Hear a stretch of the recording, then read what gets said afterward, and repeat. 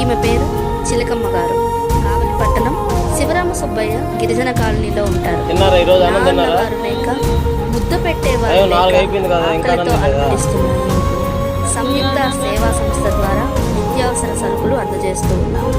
కానీ ఇటీవల కురిసిన వర్షాల కారణంగా ఈమె ఉంటున్న పూరి గుడిసె గోడలు కూలిపోయి ఇంటి పైకప్పు కూడా పూర్తిగా పాడైపోవడంతో వర్షం వచ్చినప్పుడు వర్షపు నీరు ఇంట్లో పడుతూ ఉండడంతో చిలకమ్మ ఆమెపై మంట కప్పుకొని బిక్కుబిక్కుమంటూ ఉన్నారు. సంయుక్త సేవా సంస్థ ద్వారా చిలకమ్మ ఉండేందుకు చిన్న రేకుల ఇల్లు నిర్మించబోతూ ఉన్నాము. చిలకమ్మ ఇంటి నిర్మాణం కోసం దాతల నుంచి సాయం కోరుతూ ఉన్నాము.